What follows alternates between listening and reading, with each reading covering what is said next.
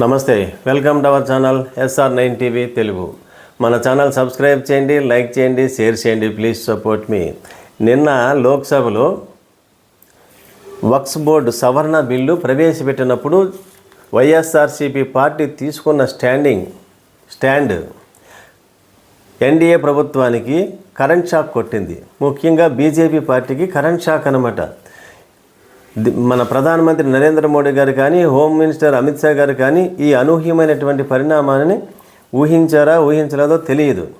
ఇటువంటి స్ట్రాంగ్ నిర్ణయం వైఎస్ఆర్సీపీ పార్టీ తీసుకుంటుందని ఊహించకపోవచ్చు. కానీ అటువంటి నిర్ణయం ఖచ్చితంగా తీసుకోవాలి. వైఎస్ఆర్సీపీ పార్టీ నాయకులు జగన్మోహన్ రెడ్డి గారు తీసుకున్న నిర్ణయం కరెక్టే.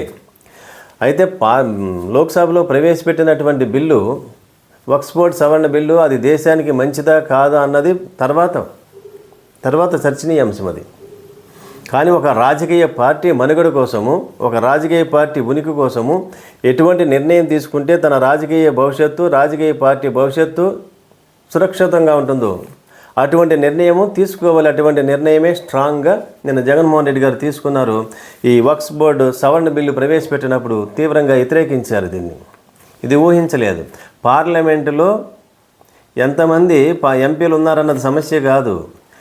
ఒక నాయకుడు తీసుకునే నిర్ణయము దేశవ్యాప్తంగా అది చర్చనీయాంశం అవుతుంది. ఎప్పుడైతే వైఎస్ఆర్సీపీ పార్టీ ఎంపీ మిథున్ రెడ్డి గారు ఈ వక్ఫ్ బోర్డు సవరణ బిల్లుని వ్యతిరేకిస్తూ మాట్లాడారో, ఆ లోక్సభలో ఉన్నటువంటి విపక్ష ఎంపీలంతా, అన్ని పార్టీల ఎంపీలంతా హర్షధ్వానాలు ప్రకటించారు. ఎంత స్ట్రాంగ్ నిర్ణయం తీసుకున్నారని. అంటే జగన్మోహన్ రెడ్డి గారి పార్టీ ఇటువంటి నిర్ణయం తీసుకుంటుందని బీజేపీ ఊహించలేదు, ప్రతిపక్ష పార్టీలు కూడా ఊహించలేదు. ఈ అనూహ్యమైనటువంటి నిర్ణయంతో ఈ విపక్షాలన్నీ హర్షధ్వానాలు తెలియజేస్తూ బల్లలు కొడుతూ చప్పట్లు తెరిచారు. ఎంత సంఖ్యతో సంబంధం లేదు, తీసుకునే నిబద్ధతతో, విలువలతో కూడినటువంటి రాజకీయాలు చేస్తే, ఒక పార్టీ, ఒక నాయకుడు విలువలతో కూడినటువంటి రాజకీయాలు చేస్తే ఎంత చర్చనీయాంశం అవుతుంది, దేశవ్యాప్తంగా ఎంత ప్రశంసలు అందుకుంటుందో నిన్న లోక్సభలో జరిగినటువంటి ఈ సంఘటన మనకు తెలియజేస్తుంది. గాలివాటం రాజకీయాలు చేస్తే, అవసరాన్ని బట్టి రాజకీయాలు చేస్తే, కొంతమంది రాజకీయ నాయకులను చూసాం. ఈ దేశంలో సుదీర్ఘమైనటువంటి నేనే దేశంలో రాజకీయ అనుభవజ్ఞాన్ని అని చెప్పుకునేటువంటి నాయకులు తీసుకునే నిర్ణయాలకు ఇంత మద్దతు లభించదు ఎప్పుడు కూడా. జగన్మోహన్ రెడ్డి గారికి లభించింది. అనూహ్యంగా బీజేపీ పార్టీ ఇప్పుడు ఎటువంటి నిర్ణయం తీసుకుంటుందో చూడాలి. అయితే జగన్మోహన్ రెడ్డి గారు తీసుకున్న ఈ నిర్ణయం వల్ల బిల్లును ఓటింగ్కి ప్రవేశపెట్టకుండా జేపీసీకి, జాయింట్ పార్లమెంటరీ కమిటీకి సిఫార్సు చేయాల్సినటువంటి పరిస్థితి వచ్చింది భారతీయ జనతా పార్టీ ఎన్డీఏ ప్రభుత్వానికి.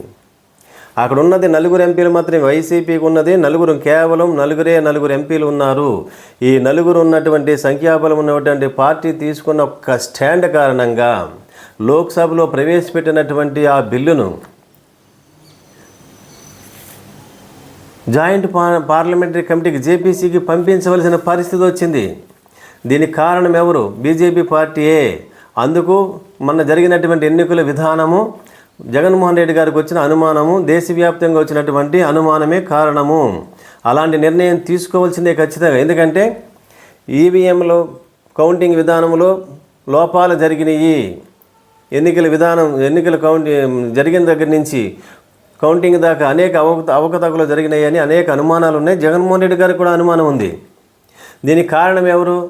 ఆంధ్రప్రదేశ్లో ఉన్నటువంటి అధికార పార్టీ ప్రభుత్వం కాదు, దానికి సహకరించినటువంటి వ్యవస్థలు, దానికి సహకారం అందించినటువంటి కేంద్ర ప్రభుత్వమే దానికి ముఖ్య కారణమని భావించారు ఆయన. అటువంటి తన అధికారం కోల్పోవడానికి కారణమైనటువంటి భారతీయ జనతా పార్టీకి ఇప్పుడు కూడా గుడ్డిగా వాళ్ళు ప్రవేశపెట్టినటువంటి బిల్లుని కనుక సపోర్ట్ చేసినట్లయితే భారతీయ జనతా పార్టీ వైఎస్ఆర్సీపీ పార్టీకి గౌరవం ఇవ్వదు. ఇంకా మనం ఏం చేసినా వీడు ఇలాగే పడి ఉంటాడు అనుకుంటాడు. ఇంకా జగన్మోహన్ రెడ్డి మనల్ని ఎదిరించే ధైర్యము, సాహసం ఉండదు. మనం ఏ బిల్లు పెట్టినా ఆయన గుడ్డిగా సపోర్ట్ చేస్తూ ఉంటాడు. అక్కడ తెలుగుదేశాన్ని మనం అధికారంలో తీసుకొచ్చినా మనకేం నష్టమేం లేదు, జగన్మోహన్ రెడ్డి గారు ఓడిపోయినా మనకేం నష్టం లేదని భావిస్తారు. తీసుకున్న నిర్ణయం వల్ల ఎంత నష్టం జరిగిందో అదే జగన్మోహన్ రెడ్డి గారు అధికారంలోకి వచ్చుంటే పరిస్థితి వేరేగా ఉండేది. ఈవేళ అటువంటి బిల్లు ఎప్పుడైనా జేపీసీకి పంపించిందా? బీజేపీ అధికారంలో ఉన్న ఇన్ని సంవత్సరాలు ఇటువంటి పరిస్థితి ఎప్పుడైనా వచ్చిందా? మరి మెజారిటీ ఉంది కదా, ఎన్డీఏ కూడా మెజారిటీ ఉంది కదా, ఓటింగ్ పెట్టవచ్చు కదా. ఎందుకు పెట్టలేకపోయింది?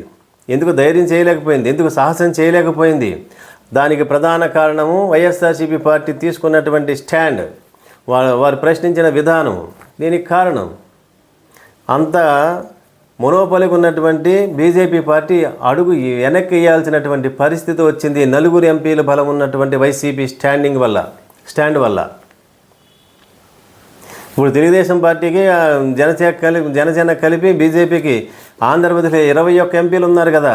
కానీ ఏం చేశారు? వాళ్ళ ఏం లాభమైంది? వాళ్ళకి రాష్ట్రానికి లాభం లేదు, ఎన్డీఏ ప్రభుత్వానికి లాభం లేదు, బీజేపీకి లాభం లేదు. ఇప్పుడంతా విలువైంది ఎవరు? వైఎస్ఆర్సీపీ పార్టీ కీలకమైనటువంటిది పార్లమెంట్లో. పార్లమెంట్ అంటే లోక్సభ రాజ్యసభ కలిపి పార్లమెంట్ అంటాం. అంచేత పార్లమెంట్లో బిల్లు పాస్ అవ్వాలంటే లోక్సభలో విజయం సాధించాలి, రాజ్యసభలో విజయం సాధించాలి. అప్పుడే పార్లమెంట్లో బిల్లు పాస్ అయినట్టు ప్రకటిస్తారు. అప్పుడు పాస్ అయిన తర్వాత రాష్ట్రపతికి దాన్ని సిఫార్సు చేస్తారు. ఆయన ఆమోద ముద్ర వేయగానే బిల్లు అయిపోతుంది. ఈ ప్రక్రియ అంతా జరగాలంటే ఓటింగ్ జరగాలంటే బిల్లు ఎగిపోతుంది. పార్లమెంటులో లోక్సభలో లోక్సభలో వ్యతిరేకించారంటే రాజ్యసభలో కూడా వ్యతిరేకిస్తారు. రాజ్యసభలో బిల్లు ఎగిపోతే మళ్ళీ ప్రవేశపెట్టాలంటే చాలా టైం పడుతుంది. ఇప్పుడు కూడా అంతే అవుతుంది. దీనికి స్వయంకృపరాధమే. బీజేపీ పార్టీ చేసుకున్నటువంటి స్వయంకృపరాధం వల్ల వారు అనుకున్నటువంటి ఎన్నో బిల్లులు చేశారు, ఎన్నో బిల్లులు పాస్ అయినాయి, దేశంలో అన్ని బిల్లులు పాస్ అయినాయి. ఈ ఒక్క బిల్లు పాస్ చేయించుకోలేనటువంటి పరిస్థితికి బీజేపీ వచ్చిందంటే వారు తీసుకున్న నిర్ణయమే అందుకు కారణం. అది తెలుగుదేశం పార్టీతో పొత్తు పెట్టుకున్నందుకు ఫలితం ఈరోజు లోక్సభలో ఫస్ట్ ఫలితాన్ని చవి చూడాల్సి వచ్చింది బీజేపీ పార్టీ. ఆ జగన్మోహన్ రెడ్డి గారు ఇచ్చే స్ట్రోకు ఎంత స్ట్రాంగ్గా ఉంటుందో నిన్న చూశారు. లోక్సభలో చూసింది బీజేపీ పార్టీ. మరిన్ని స్ట్రోకులు ఎన్ని చూడాల్సి వస్తుందో బీజేపీ చూడండి, కాలం నిర్ణయిస్తుంది. మరిన్ని విశ్లేషణలతో SR9 టీవీ తెలుగు మన ఛానల్ సబ్స్క్రైబ్ చేయండి, లైక్ చేయండి, షేర్ చేయండి. Please support me.